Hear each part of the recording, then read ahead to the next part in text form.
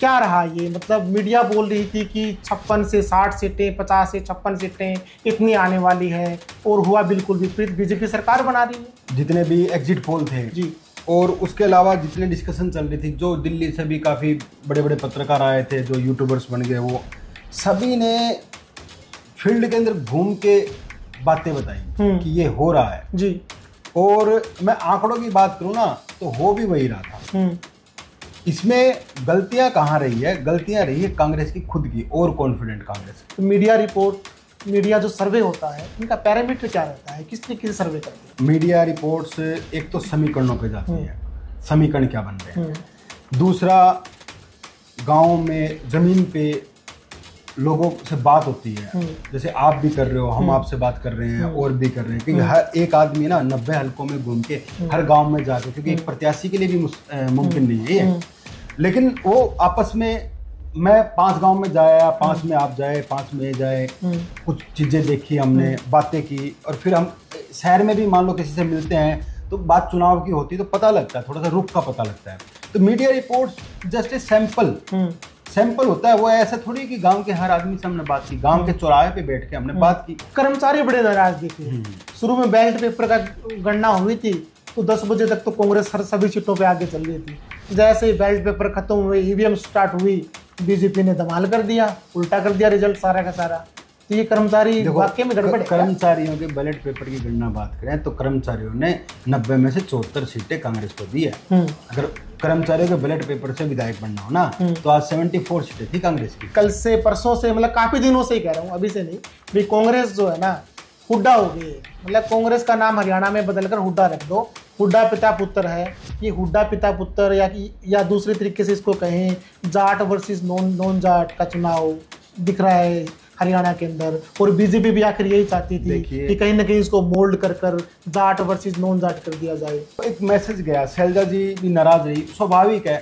आपको जो उम्मीद होती है और आपके साथ पार्टी ऐसा नहीं करती तो एक वो भी मानव ही है, एक नेता तो है लेकिन इंसान तो है ना, बिल्कुल। तो वो चीजें तो आएगी और वो नाराज भी हुई। हाँ, लेकिन मेरा जो मानना है, देखो आपके चुनाव था, आपको ना नेता फिर नेता कैसे हुआ, बिल्कुल वो चीजें ना सामने नहीं आनी चाहिए थी। वो जो बीजेपी का नारा था, जो चाह रही थी जाट गैर जाट करना, वो एक तो शैलजा जी को नाराज करके पार्टी ने, और शैलजा जी नाराज भी रही, कई काफी दिन तक को भवन में रही, बिल्कुल बाहर नहीं निकली। हालांकि कुछ भी बोले पार्टी वाले हमारे सामने नहीं आए, तो हमारे घर ना दिल्ली में किसी पत्रकार के सामने कहीं कुछ किसी से बोलना ही नहीं। तो वो उससे मैसेज गया कि कांग्रेस मतलब हुड्डा, बिल्कुल हुड्डा मतलब कांग्रेस। और हुड्डा जी ने पिछले जो दूसरे टर्म में उन्होंने एक गलत बयान भी दिया था कि मैं जाट पहले हूँ और सीएम बाद में हूँ। तो एक छवि बनी उनकी जाट नेता की। शैलजा जी की बात नहीं मानी, उनको उनके जो पसंदीदा कैंडिडेट थे, डॉक्टर अजय चौधरी की बात करें या बाकी सीटों के ऊपर बात करें, तो उनकी वहाँ सीटें भी नहीं मिली। तो उस दिन बाद में बिल्कुल शांत बैठ गई थी। उसके बाद में दोबारा से फिर मार्केट के अंदर आई। क्या लगता है उनका ये फैक्टर कितना काम है? हुआ क्या कि पिछले जो विधानसभा चुनाव में शैलजा जी को खाते में जो इन टिकटों का वितरण होता है, जो टिकटें मिली, इस विधानसभा चुनाव में उनको उतनी नहीं मिली। अब लोग ना दबी जो जुबान में एक बात और बोल रहे हैं कि ये तो इस बार का चुनाव है ना, बीजेपी ने पहले से पूरी सेटिंग अपना जो जाल बिछा रखा था, पूरा गेम जो है खेल रखा था। नायब सड़े चुनाव रिजल्ट से आने से पहले ही बोल रहे थे कि सरकार तो हम बना रहे हैं, कुछ भी बोलो इनका कोई फर्क नहीं पड़ता। अभी ये लोग बोल रहे हैं कि जिनको बीजेपी वाले ये सोच रहे थे ना कि यहाँ से हमारी सीट निकले, वहाँ से उन्होंने सीट निकाली है, और जहाँ से इनको ये लग रहा था ना कि यहाँ पर इसको हरवाना है इस बार, तो उन्होंने अपना कांड कर दिया, अपना काम कर दिया। अब मोटा बात करें, आप वहाँ कैप्टन अभिमन्यु की नानोल से, या फिर कुलदीप बिश्नोई के लड़के की भव्य बिश्नोई की यहाँ से। अब अभय चौटाला बार टांग अड़ा रहे थे कहीं ना कहीं, उनको भी वहाँ से देख लिया। गोपाल कांडा भी कहीं ना कहीं इस बार अट्रैक्टिव मोड में लग रहे थे, उनको भी वहाँ से साइड में कर दिया। उधर से जेपी दलाल की बात करें या फिर अपना कंवरपाल गुर्जर की बात करें, तो कहीं ना कहीं बड़े चेहरे जितने भी थे ना, सही कहीं ना कहीं उनको खुद लाइन लगाने का काम बीजेपी ने किया है। ये जनता बोल रही है, जनता के कमेंट इसके अंदर आ रहे हैं। तो क्या लगता है, ये बात सही लग रही है आपको या फिर ऐसा कुछ नहीं है? देखो, 11 मंत्रियों में से 9 मंत्री हारे हैं। बिल्कुल। और क्या 9 के 9 को साफ करना चाह रही थी बीजेपी? मुझे नहीं लगता कि ऐसा हुआ है। ये तो देखो, नायब सैनी जी बोल रहे थे कि सरकार बनाऊंगा, और बिल्कुल आंकड़ा है। एक्चुअली में आप किसी को सुन लो, आप जो चुनाव, जब तक चुनाव परिणाम ना आ जाए और नेता हार मान ले ना, तो फिर नेता ही क्या। उनके एक प्रवक्ता है, राष्ट्रीय प्रवक्ता, तो उन्होंने कल कहा है कि अपनी वीडियो जारी की है। उन्होंने ये बोला है कि हमें काफ़ी जगह से शिकायत मिली है। उन्होंने हालांकि 3 जगहों का नाम बताया, हिसार से, महेंद्रगढ़ से और पानीपत से, कि भाई जहाँ से जो 99% तक जो ईवीएम चार्ज थी ना, वहाँ पर बीजेपी जीत रही है। और जो नेचुरल वे में जो ईवीएम थी ना, जो 60-70% चार्जिंग में थी, वहाँ से जो है कांग्रेस जीत रही है। तो उन्होंने अभी शिकायत भी भेजी है कि बोल रहे थे कि ये जो इस बार जो है ईवीएम के अंदर गड़बड़ हुई है। क्या लगता है ईवीएम में गड़बड़ हुई है? जो बोल रहे हैं, जैसे पानीपत वाला मैंने वीडियो देखा था, तो 6-7 ईवीएम बता रहे हैं। तो मुझे नहीं लगता कि पहले से पता है कि ये 6-7 ईवीएम, यानी कि एक ईवीएम एक बूथ की होगी ना, इस बूथ से बीजेपी को कम वोट मिल रहे हैं और इसको हम दे देते हैं, या तो सारी होती। 6-7 बूथ में कुछ अलग भी सिस्टम हो सकता है कि जब मतदान हो रहा हो, बैटरी डाउन होगी, उन्होंने चार्जिंग पे लगा दी, वो 99% हो गई, कई चीज़ें हो सकती है ना। वो देखो, वो तो चुनाव आयोग के एक्सपर्ट ही चेक करेंगे, लेकिन अब ये देखिए कि 3 सीटों पे तो बात नहीं हो रही ना। 3 सीटें दे दो कांग्रेस को, फिर भी क्या सरकार बना रही है क्या? नमस्कार, मैं कमल लोहान और आप देख रहे हैं सिटी बिग न्यूज। लोकसभा चुनाव के बाद में हर किसी को विधानसभा चुनाव का इंतजार था। चुनाव हो चुके हैं, रिजल्ट भी आ चुके हैं और सरकार भी बनने वाली है, पर चीज़ें बहुत विपरीत हुई हैं। जो अनुमान था बिल्कुल उसके ऑपोजिट चीज़ें हुई हैं। मीडिया रिपोर्ट भी फेल हो गई, लोगों के आंकड़े भी फेल हो गए, जो बुद्धिजीवी थे उनकी बातें भी फेल हो गई। और इन्हीं सभी चीज़ों पर डिस्कस करने के लिए आज हमारे साथ जुड़े हुए हैं वरिष्ठ पत्रकार और एडवोकेट कुमार मुकेश जी। सर नमस्कार। नमस्कार जी। क्या रहा ये, मतलब मीडिया बोल रही थी कि 56 से 60 सीटें, 50 से 56 सीटें इतनी आने वाली है, और हुआ बिल्कुल विपरीत, बीजेपी सरकार बना रही है। देखिए, हर कोई अपना जो प्री पोल वो था, क्या नाम, अपने आंकड़े जी, जितने भी एग्जिट पोल थे जी, और उसके अलावा जितने डिस्कशन चल रही थी, जो दिल्ली से भी काफ़ी बड़े बड़े पत्रकार आए थे, जो यूट्यूबर्स बन गए, वो सभी ने फील्ड के अंदर घूम के बातें बताई कि ये हो रहा है जी। और मैं आंकड़ों की बात करूं ना, तो हो भी वही रहा था। इसमें गलतियां कहाँ रही है? गलतियां रही है कांग्रेस की खुद की, और कॉन्फिडेंट कांग्रेस की जी। तो मैं थोड़े से आंकड़ों की बात करते हैं। जी बिल्कुल। देखो, हम बात हो रही थी पिछले 2019 के विधानसभा चुनाव और 2024 के विधानसभा चुनाव के अंदर क्या डिफरेंस है, उसकी बात हो रही थी जी। और उसके अंदर कांग्रेस कुछ लग रही थी, ज़्यादा आने की उम्मीद लग रही थी। तो हम आंकड़ों की बात करें, 2019 में जब विधानसभा चुनाव हुए तो एक जननायक जनता पार्टी, नई पार्टी जेजेपी जी, तो उस जेजेपी पार्टी ने करीबन 14.80% वोट लिए और 10 सीट ले ली जी। और इसी चुनाव में बीजेपी को मिली थी 36.49% वोट और कांग्रेस को 28.08% वोट मिले थे जी। और बीजेपी की 40 और कांग्रेस की 31 सीटें आई थी। इस बार जेजेपी, इस बार के चुनाव से, चलो इस बार के चुनाव से पहले की हम बात करते हैं लोकसभा चुनाव की, जो कुछ महीने पहले हुए थे, 6-7 महीने पहले जी। तो लोकसभा चुनाव में जेजेपी ने चुनाव में लड़ा, जेजेपी का वोट बैंक कांग्रेस और बीजेपी में आ गया। तो उस चुनाव में, पिछले जो लोकसभा चुनाव उसमें हरियाणा के अंदर बीजेपी और कांग्रेस के 5-5 कैंडिडेट जीते, लेकिन वोट परसेंटेज की बात करें तो बीजेपी को जो विधानसभा चुनाव में 36.49% वोट मिले थे, वो इंक्रीज होकर 46.11%, यानी कि 10% से भी ज्यादा इंक्रीज हुआ, 10% के करीब इंक्रीज हुआ। ठीक है।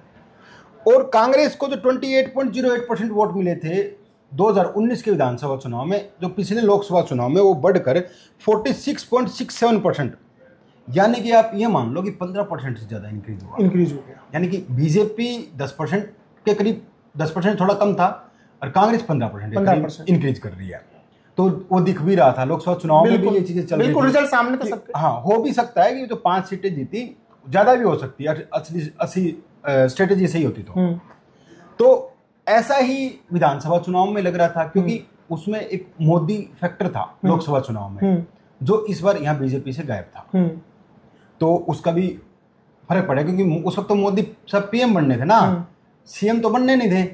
तो वो कुछ वोट होते हैं ऐसे जो डाउन किया बीजेपी को। तो अब जो कल चुनाव परिणाम आए हैं, बीजेपी को जो लोकसभा चुनाव में 46.11% वोट मिले थे ना जी, वो इस विधानसभा चुनाव में 39.94% कम हुआ है, परसेंटेज कम हुआ है, 6.17% कम हुआ है।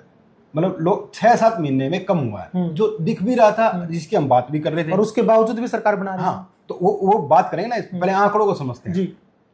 ऐसे ही कांग्रेस का जो वोट परसेंट लोकसभा चुनाव में 43.67% था, वो कम होकर 39.09% आया। ठीक है, यानी कि 4.58% की कमी, जहां बीजेपी के वोट बैंक 6.17% कम हो रहा है और कांग्रेस का 4 पॉइंट वो हो रहा है। एक्चुअली में क्या था कि दूसरी जैसे इनेलो है, बसपा है, उनमें तो कुछ वोट बटा ना, तो वो आपस में कम तो यहीं से होगा ना। बिल्कुल बिल्कुल बिल्कुल। तो बीजेपी ने कम खोया लोकसभा चुनाव की बजाय और कांग्रेस ने ज्यादा खो दिया। अब बात करते हैं कि ये हुआ क्या इस चुनाव में। देखो, दोनों के वोट परसेंटेज की बात करें तो 0.8 लगभग बराबर ही है। हाँ, लगभग नहीं, इतना बहुत होता है, लेकिन ज्यादा अंतर नहीं है, मतलब कहने का मतलब। बीजेपी की 48 सीटें आई हैं, कांग्रेस की 37 आई है और इनेलो की 2 आई है, निर्दलीय 3 जीते। अब बात करते हैं पहले तो इनेलो की 2 सीटों पर। जी, देखो, लोग विधानसभा चुनाव से पहले सेंटर ने, जो राहुल गांधी, सोनिया गांधी, इन्होंने आम आदमी पार्टी जो इंडिया गठबंधन अलायंस का हिस्सा रहा है जी, उसको हरियाणा में साथ लेकर चलने की बात चली थी। सपा को भी साथ लेने की बात चली, हालांकि सपा का यहाँ कुछ था नहीं, लेकिन आम आदमी पार्टी, क्योंकि अरविंद केजरीवाल जी शिवानी से थोड़ा बहुत फर्क था और कुछ चुनाव भी लड़े हैं यहाँ, कुछ इतना कैडर नहीं है, लेकिन फिर भी इन्होंने बनाने की कोशिश करी। तो लेकिन कांग्रेस के नेताओं ने बिल्कुल दूरी बना ली। इनेलो ने इस चुनाव में 2 सीटें जीती, एक डबवाली की सीट जी, एक रानिया की सीट। रानिया में अभय चौटाला जी के लड़के ने, करण चौटाला नहीं, अर्जुन चौटाला। हाँ। तो रानिया सीट पे जो अंतर है, जो सेकंड नंबर पे रहे हैं सर्वमित्र कंबोज 4191 यानी कि 4191 वोटों से आ रहे हैं, और वहां पर आम आदमी पार्टी का जो कैंडिडेट है, जो कांग्रेस के साथ नहीं था, उसको 4697 वोट मिले हैं। मतलब आम आदमी पार्टी से अलायंस होता तो ये सीट क्लियरली जीत जाती कांग्रेस। हाँ, बिल्कुल जीत जाती। ऐसे ही डबवाली सीट पे जो भाजपा से जिलाध्यक्ष थे सिरसा के आदित्य चौटाला, वो इनेलो में गए, इनेलो ने उनको टिकट दिया, 610 वोटों से जीत गए। वहां पर आम आदमी पार्टी के कैंडिडेट को 6608 वोट मिले। सेम सिचुएशन वहां पर बहुत ज्यादा, 5-6 हजार से वोट जीतना था क्लियर, मतलब कांग्रेस वहां से जीत सकती थी। 37 की 39 तो होनी थी।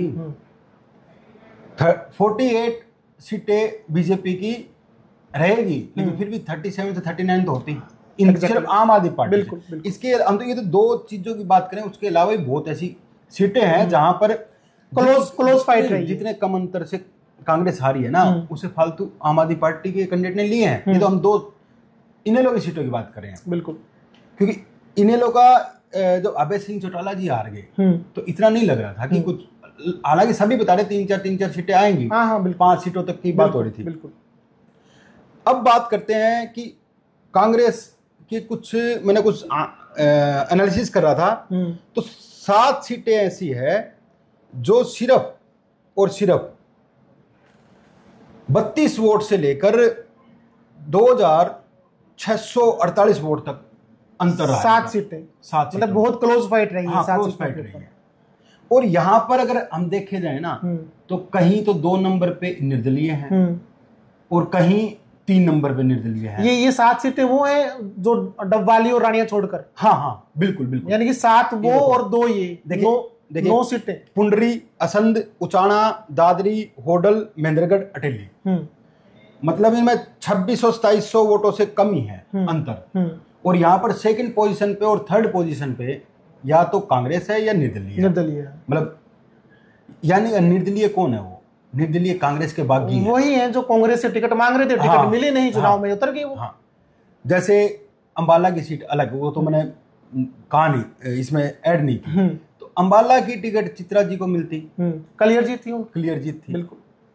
तो आप ये देखो 7 सीटें ये, 37 + 2 39 और 7 46 का आंकड़ा तो पार हो ही रहा है। Exactly, ये तो नॉर्मल हम वैसे बात करें ना जो कम मार्जिन की सीटों की, लेकिन जब साथ होता है ना आदमी, साथ चलते हैं और सारे ना, कोई बगावत इतनी ना हो, क्योंकि बगावत ऐसी बगावत भी देखी है जो ऑन कैमरा ना हम किसी पे आरोप नहीं लगा सकते, लेकिन हमने महसूस की है, देखी है, अपनी ही पार्टी के कैंडिडेट के खिलाफ कांग्रेसी नेता लगे हुए थे, तो वो चीजें ना होती ना तो आकलन जो चल रहा था ना वो सेम था आकलन। ये जो हारी है ना कांग्रेस, हम मतलब पत्रकार जो है ना या जो एनालिसिस कर रहे थे वो अपने आकलन में फेल नहीं हुआ है या फेल साबित हुई है कांग्रेस, उसने ढंग से चुनाव नहीं लड़ा। और इस बार मैं बड़ी तारीफ करना चाहूंगा बीजेपी की। बीजेपी ने जो 2019 के अंदर 75 पार का नारा दिया था और कांग्रेस का कॉन्फिडेंस डाउन हो चुका था और ढंग से चुनाव नहीं लड़ा था कांग्रेस ने पिछली बार, इस बार मीडिया रिपोर्ट्स और एनालिसिस के कारण बीजेपी कैंडिडेट का कॉन्फिडेंस डाउन था कुल मिलाकर। लेकिन उन्होंने जो चुनाव लड़ा ना, गजब शानदार चुनाव लड़ा और स्ट्रेटेजिकली चुनाव लड़ा और मतलब माइक्रो मैनेजमेंट बड़ा स्ट्रॉन्ग रहा है। बिल्कुल बिल्कुल, जो कांग्रेस ने कई जगह गलतियां करी। चलो कई सवाल हैं, आंकड़े आपने बता दिए, बड़े आपने जबरदस्त तरीके से बताया, और हालांकि चर्चाएं मीडिया के अंदर भी है कि वाकई में ऐसा ही हुआ है। अगर आपके साथ में अलायंस होता या फिर निर्दलीय जो कांग्रेस से बागी होकर जो लोग चुनाव लड़े हैं उनको कांग्रेस कंट्रोल कर पाती तो कहीं ना कहीं कांग्रेस इस बार सरकार बना आराम से। तो मीडिया रिपोर्ट, मीडिया जो सर्वे होता है, इनका पैरामीटर क्या रहता है, किस तरीके से सर्वे करती है?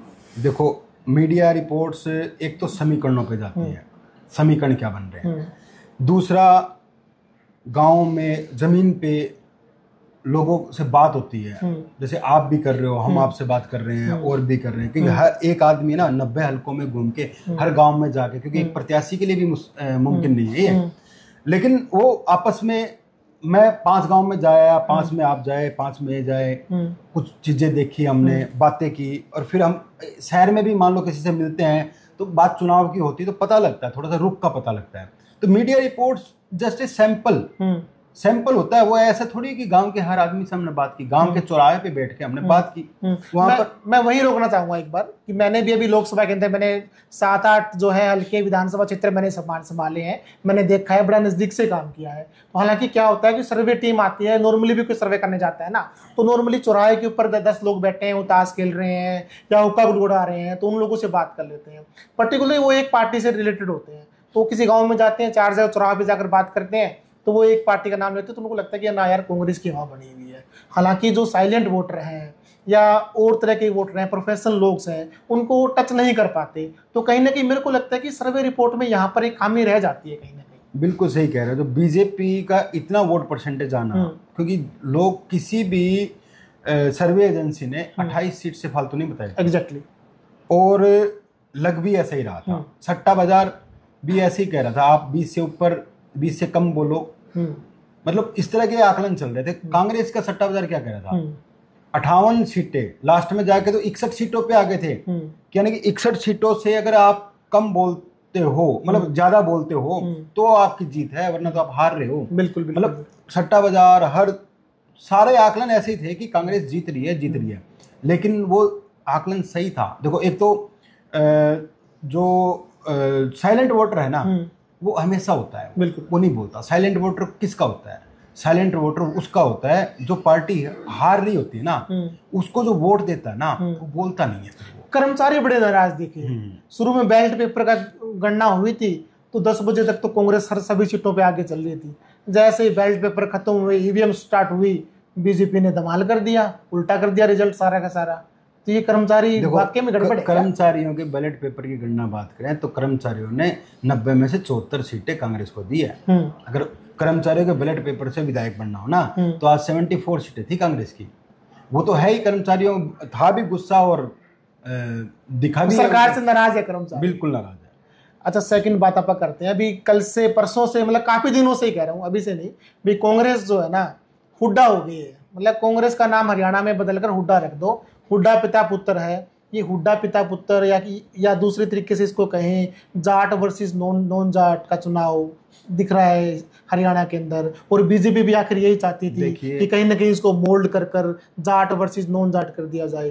क्या सहमत है? जो एंटी इनकम्बेंसी 10 साल की होती है और जो हरियाणा की रिवायत थी, वो रिवाज था कि तीसरी बार लगातार किसी की सरकार नहीं बननी, 2 चीजें होगी, ये सारी चीजें समीकरण बता रहे थे कि इस बार कांग्रेस आएगी और बीजेपी जाएगी। लेकिन इसका तोड़ बीजेपी के पास एक ही था कि जाट नॉन जाट का इलेक्शन बना दिया जाए, ताकि जो बीसी वोट, जो एससी वोट जो लोकसभा चुनाव के अंदर आरक्षण संविधान खत्म करने के मुद्दे के कारण दूर हुआ, वो विधानसभा में काम नहीं किया उनका, वो नारा जो उन्होंने बोला था ना, वो एक्चुअली में उसमें 2 चीजें हैं ना। लास्ट में जाके जो हुड्डा साहब भी जिस चीज से बचते रहे और खट्टर साहब भी बचते रहे जिस चीज से, जो एससी डिप्राइव्ड का मुद्दा आया था जी, वो लास्ट में जाके इन्होंने, नायब सिंह सैनी जी ने वो घोषणा कर दी कि हमने लागू कर दिया। हालांकि चुनाव आचार संहिता के बाद किया, लेकिन फिर भी उसका इम्पैक्ट गया, क्योंकि जब बीजेपी ने सोच लिया कि एससी वोट हमसे दूर चला गया है, एससी डिप्राइव्ड का मतलब है कि एससी समाज में एक सेक्शन को नाराज करना, आधे सेक्शन को, और आधे सेक्शन को खुश करना, वो वही कर सकती, वही पार्टी कर सकती है जिससे पूरा एससी समाज नाराज हो, कम से कम आधे तो हमारे पास आए। वो काम करा इस चुनाव के अंदर। एससी डिप्राइव्ड का मुद्दा बड़ा मुद्दा था और वो इस कारण बीजेपी के साथ हो। शैलजा फैक्टर, शैलजा जी की बात नहीं मानी, उनको उनके जो पसंदीदा कैंडिडेट थे, डॉक्टर अजय चौधरी की बात करें या बाकी सीटों के ऊपर बात करें, तो उनकी वहाँ सीटें भी नहीं मिली, तो उस दिन बाद में बिल्कुल शांत बैठ गई थी। उसके बाद में दोबारा से फिर मार्केट के अंदर आई। क्या लगता है उनका ये फैक्टर कितना काम? आप पहले तो एक बात बता दूं, शैलजा जी इस पहली बार मुखर हुई इस चुनाव में। बिल्कुल, कभी इतना खुल के नहीं बोलती कि मैं विधानसभा चुनाव लड़ूंगी, मैं सीएम पद की प्रत्याशी हूँ, मैं भी बन सकती हूँ, मैं भी हूँ, हर किसी की इच्छा होती है। तो इतना खुलकर शैलजा पहली बार आई। और हुआ क्या कि पिछले जो विधानसभा चुनाव में शैलजा जी को खाते में जो इन टिकटों का वितरण होता है, जो टिकटें मिली, इस विधानसभा चुनाव में उनको उतनी नहीं मिली। और नारनौल में रैली के दौरान तो शैलजा जी अजय सिंह जी की टिकट ही बोल गई थी कि टिकट मैंने इनको दे दी है, जिताना आप लोगों ने। और मेरा मानना है कि एक शैलजा जी का जो कद है ना, एक मतलब कांग्रेस की नेशनल जनरल सेक्रेटरी, कई स्टेट की प्रभारी रह चुकी हैं, एक ना इतना कद तो है और इतना हक तो उनका बनता है कि वो एक टिकट तो अनाउंस कर। एग्जैक्टली, बिल्कुल सही बात है। तो एक तो देखो, नो डाउट नारनौल में जो टिकट हुड्डा जी के पसंद के बंदे को मिली, उन्होंने जीती है, लेकिन उसका इम्पैक्ट तो कई जगह गया ना। वहाँ अजय जी भी जीत जाते क्योंकि वहाँ सिस्टम ऐसा बना हुआ था। बिल्कुल।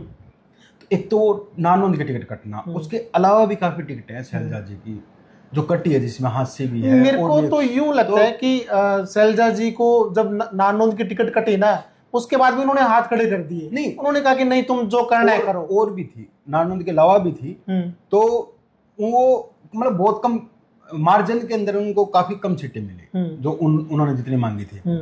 तो एक मैसेज गया, शैलजा जी भी नाराज रही, स्वाभाविक है, आपको जो उम्मीद होती है और आपके साथ पार्टी ऐसा नहीं करती, तो एक वो भी मानव ही है, एक नेता तो है लेकिन इंसान तो है ना। बिल्कुल। तो वो चीजें तो आएगी और वो नाराज भी हुई। हाँ, लेकिन मेरा जो मानना है, देखो आपके चुनाव था, आपको ना नेता फिर नेता कैसे हुआ, बिल्कुल वो चीजें ना सामने नहीं आनी चाहिए थी। वो जो बीजेपी का नारा था, जो चारी थी जाट गैर जाट करना, वो एक तो शैलजा जी को नाराज करके पार्टी ने, और शैलजा जी नाराज भी रही, कई काफी दिन तक कोप भवन में रही, बिल्कुल बाहर नहीं निकली। हालांकि कुछ भी बोले पार्टी वाले, हमारे सामने नहीं आए, तो हमारे घर ना दिल्ली में किसी पत्रकार के सामने कहीं कुछ किसी से बोलना ही नहीं। तो वो उससे मैसेज गया कि कांग्रेस मतलब हुड्डा, बिल्कुल हुड्डा मतलब कांग्रेस। और हुड्डा जी ने पिछले जो दूसरे टर्म में उन्होंने एक गलत बयान भी दिया था कि मैं जाट पहले हूँ और सीएम बाद में हूँ। तो एक छवि बनी उनकी जाट नेता की। हालांकि वो उनकी समझ थी, हालांकि इस चुनाव में लोगों को नहीं था, जाट गैर जाट वाला मुद्दा नहीं था। इस चुनाव में था एंटी इनकम्बेंसी, जो किसानों के साथ हुआ, जो खिलाड़ियों के साथ हुआ, वो जाट गैर जाट से बड़ा लगने लग गया था लोगों को। लेकिन लास्ट में जाके जो कांग्रेस मतलब हुड्डा, हुड्डा मतलब कांग्रेस, और उसके अलावा इनके कई प्रत्याशियों ने मैं नौकरी बेचूंगा, मैं नौकरी इसको दूंगा। हाँ, कई वीडियो सामने आई थी उसके बाद। बीजेपी का मुद्दा भी, ये भी बहुत स्ट्रॉन्ग मुद्दा था, ये बिना खर्ची बिना पर्ची। बिल्कुल। हालांकि मैं कह रहा हूँ ग्रुप डी मैंने नजदीक से देखे हैं, कई गांव में स्टोरियां की है। ग्रुप डी में ऐसे ऐसे लोग नौकरी लगे हैं जिनको कभी उम्मीद नहीं थी, गांव में उनकी कोई सिफारिश करने वाला नहीं था। बाकियों का मैंने सर्वे नहीं किया, मैं ये नहीं कह सकता फेयर है नहीं है। ग्रुप डी की जो पहली भर्ती थी उसको मैंने नजदीक से देखा था और लोगों से बात भी की, काफी स्टोरियां भी बनाई मैंने। उसमें वास्तव में गजब सिलेक्शन था वो, और ऐसे ऐसे लोग लगे कि हमें उनको उम्मीद नहीं थी, और बोले कि हम 10-10 साल 15-15 साल किसी पॉलिटिशियन के पीछे लगेंगे तब हम एक बच्चे को लगा पाएंगे, और यहाँ ऐसे ही लग रहे हैं। बिल्कुल सही बात। तो वो इम्पैक्ट गया था, मतलब वो ये जो साइलेंट वोटर था और जो जिन लोगों का मतलब कहीं ना कहीं काम बना है, तो वो बीजेपी पे पूरा भरोसा करके बैठे। देखो वो तो करेगा ना, आपको क्या चाहिए, आपको सिस्टम अच्छा चाहिए ना, थोड़ा सिस्टम सुधारा, ऐसी बात नहीं है कि पूरा ही सुधर गया। अब मुझे लगता है कि अब तीसरी टर्म बीजेपी के लिए ज्यादा जिम्मेदारी वाली टर्म हाँ, है। एग्जैक्टली, बिल्कुल, लोगों ने भरोसा जताया। हाँ, तो वो 2 टर्म में जो किया ना, उसमें जो गलतियां थी उनको सुधारना है और उससे बहुत ज्यादा अच्छा करना है। क्योंकि अब कई अखबारों ने आज पब्लिश किया है कि गुजरात बनने जा रहा है, गुजरात में कितने टर्म तक बीजेपी आ रही है। अब है ना, अब तीसरी टर्म एक रिवाज तो तोड़ दिया बीजेपी ने, अब अगला रिवाज तोड़ना इसी 5 साल की टर्म पे है। और ये मैं तो ये कहूंगा कि इस चुनाव में आगे परिसीमन भी होने हैं, विधानसभा की सीटें भी बढ़ेगी, लोकसभा की भी सीटें बढ़ेगी। बिल्कुल बिल्कुल। तो उसमें क्या समीकरण बनेंगे, किस तरह बनेंगे, क्योंकि बीजेपी गवर्नमेंट अपने हिसाब से भी कुछ तो मैनेज होगा ही। तो अगले चुनाव के लिए कांग्रेस को आज से ही तैयारी करनी पड़ेगी, वरना वो गुजरात बनना ज्यादा दूर नहीं है हरियाणा। मतलब कांग्रेस साफ हो सकती है हरियाणा से आने वाले टाइम में, क्योंकि अगर ऐसा रहा तो। हाँ बिल्कुल। अब चुनाव होने के बाद में ना, जस्ट बाद में शैलजा जी का बयान आया था कि जैसा चल रहा है वैसा आगे नहीं चलेगा। इसका क्या मतलब है कि भाई हुड्डा पिता पुत्र के ऊपर कहीं ना कहीं तंज कसा जा रहा था कि भाई आप ये जो अपनी चला रहे हो तो आपको साथ लेके चलना। वो डैमेज कंट्रोल के बयान थे, ताकि है ना ये जाट गैर जाट वाला मुद्दा ना बने। उनको भी एहसास हो गया था कि मुद्दा बन रहा है। बिल्कुल। तो लोगों को विश्वास दिलाना कि ये पावर का सेंट्रलाइज नहीं होगा, कांग्रेस गवर्नमेंट में डिसेंट्रलाइज होगी पावर। उनका कहने का मतलब ये था सीएम कोई बने लेकिन पावर बटेगी। तो वो मैसेज भी सही तरीके से डिलीवर नहीं हो पाया। तो इसलिए जाट गैर जाट वोट बना, और बीसी और एससी वोट जो कांग्रेस को जाने वाला था वो बीजेपी के पास आया, सिर्फ इसलिए जाट जाट जाट और नौकरियां बांटना। बात कांग्रेस ओवर कॉन्फिडेंस में थी, उनको लग रहा था कि जवान, किसान और पहलवान ये सारे के सारे फैक्टर ज़्यादा काम कर रहे हैं। जातिवाद का उनका कोई ऐसा था नहीं कि जाट वर्सेस नॉन जाट हो जाएगा। किसान भी इतने टाइम से बॉर्डर के ऊपर बैठे हैं, अभी भी बैठे हुए हैं। उसके बाद में ये जो अग्निवीर वाली इनकी जो प्लान था, योजना थी, इसको लेकर भी काफ़ी विरोध इनका हुआ था। उसके बाद में हम अगर बात करें पहलवानों की, तो आपने देखा ही होगा उनका हालात किस तरह से घसीट घसीट कर उनको पीटा गया था। उनकी मांगों को लेकर वो जायज़ थी या नाजायज़ थी वो अलग अलग बात है। क्या वो मैटर, ये मुद्दा बिल्कुल भी काम नहीं आया इस चुनाव के अंदर? नहीं, क्यों नहीं आया? 40% वोट तो इसी कांग्रेस को इसी मुद्दे पे मिले हैं। लोकसभा से तो परसेंटेज घट गई ना, फिर भी आपने आंकड़े बताए अभी। नहीं, लोकसभा चुनाव में मैं बोला मोदी फैक्टर था, या मोदी फैक्टर नहीं था। तो उसमें तो लोकसभा चुनाव में तो बीजेपी का भी घटा है, कांग्रेस का भी घटा है। बीजेपी का 6% के करीब घटा है, कांग्रेस का 4.5%। नायब सैनी की जगह अगर खट्टर साहब होते इस टाइम पे सीएम चेहरा, तो क्या रहता? चर्चाएं कितनी कर लें, लेकिन ये तो बीजेपी को भी पता है ना कि खट्टर साहब होते तो बड़ी मुश्किल होती। तो मतलब मैं तो कहूँगा कि तो 6 महीने, देखो एक बात बताऊँ कि जब खट्टर साहब थे ना, उन्होंने सीएम हाउस का नाम रखा कबीर कुटिया, और लोग बताते हैं कि वहाँ सीएम हाउस के आसपास घास जमनी शुरू हो गई थी। ना तो वहाँ कोई गाड़ी खड़ी होती थी, ना कोई आता था ना जाता था। क्यों? मिलने वाला ही नहीं था वहाँ, कोई बात सुनने वाला ही नहीं था। और जब नायब सैनी जी सीएम बने तो खबरें भी देखी हमने, रात को 2-2 बजे तक बैठ के सीएम हाउस के अंदर वो लोगों से मिल रहे हैं, घास खत्म होगी वहां से। तो देखो लोगों को ना सुनने वाला चाहिए ना। तो जो एक एंटी इनकम्बेंसी जो खट्टर साहब के नाम थी, उसको मिटाना नायब साहब की जिम्मेदारी थी। उनको मिटाने में काफी हद तक कामयाब रहे, और ये जीत का कारण ये भी रहा है। तो ओबीसी वोटों के ऊपर कितना फर्क रहा नायब जी का? बिल्कुल रहा है, क्यों सैनी समाज से हैं वो, पहली बार सैनी समाज का कोई सीएम बना है। लेकिन जो मैं कह रहा हूँ एंटी इनकम्बेंसी थी, उसको थोड़ा कम करने का प्रयास नायब सैनी जी ने किया। उसके अलावा पहलवानों वाला मुद्दा, किसानों वाला मुद्दा, बड़े मुद्दे थे जो बीजेपी के बावजूद, उसके बीसी वोटर के बावजूद उसके खिलाफ जा रहे थे। क्योंकि जिसने 9.5 साल देख लिया ना कि दुखी हुए, कई चीजों से हुए। और देखो कई चीजें बढ़िया भी, तो हमने ग्रुप डी की बात करी और खर्ची पर्ची हो जी, तो उनके लिए जाट गैर जाट से बड़ा मुद्दा किसान और पहलवानों वाला था, वो एक आन बान पे। लेकिन लास्ट में जाके जो बिल्कुल ये मैसेज दिया गया या डिलीवर हो गया कांग्रेस से कि हुड्डा मतलब कांग्रेस, कांग्रेस मतलब हुड्डा, तो जाट गैर जाट का मुद्दा बन गया। और उसके बाद में वो मुद्दे गौण हो गए, किसान आंदोलन और पहलवानों वाले और अग्निवीर वाले। अब लोग ना दबी दबी जो जुबान में एक बात और बोल रहे हैं कि ये तो इस बार का चुनाव है ना, बीजेपी ने पहले से पूरी सेटिंग अपना जो जाल बिछा रखा था, पूरा गेम जो है खेल रखा था। नायब सैनी चुनाव रिजल्ट से आने से पहले ही बोल रहे थे कि सरकार तो हम बना रहे हैं, कुछ भी बोलो इनका कोई फर्क नहीं पड़ता। अभी ये लोग बोल रहे हैं कि जिनको बीजेपी वाले ये सोच रहे थे ना कि यहाँ से हमारी सीट निकले, वहाँ से उन्होंने सीट निकाली है, और जहाँ से इनको यूँ लग रहा था ना कि यहाँ पे इसको हरवाना है इस बार, तो उन्होंने अपना कांड कर दिया, अपना काम कर दिया। अब मोटा मोटा बात करें, यहाँ कैप्टन अभिमन्यु की नानोन से, या फिर कुलदीप बिश्नोई के लड़के की भव्य बिश्नोई की यहाँ से। अब अभय चौटाला बार बार टांग अड़ा रहे थे कहीं ना कहीं, उनको भी वहाँ से देख लिया।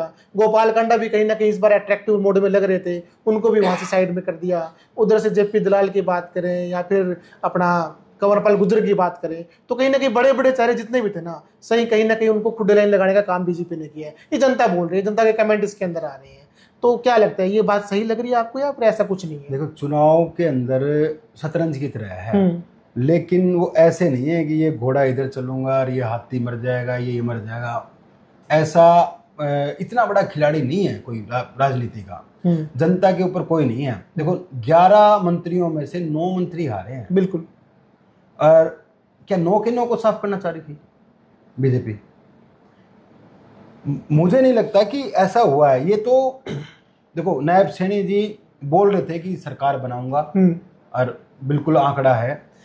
एक्चुअली में आप किसी को सुन लो, आप जो चुनाव, जब तक चुनाव परिणाम ना आ जाए और नेता हार मान ले ना, तो फिर नेता ही क्या। उनको लग रहा है कि हमारी जमानत जब्त हो रही है, उसके बावजूद भी। मैंने कल कुछ निर्दलीय लोग हैं, उनसे बात करी वैसे ही मजाक करते हुए, कभी जीत रहा हूँ जी मैं। अब ये चुनाव का असूल होता है नेता का। बिल्कुल बिल्कुल। नेता कभी भी और लास्ट मोमेंट तक ये रखे नहीं, वो हारेगा तो गया, वो कॉन्फिडेंस नहीं खोया जाता।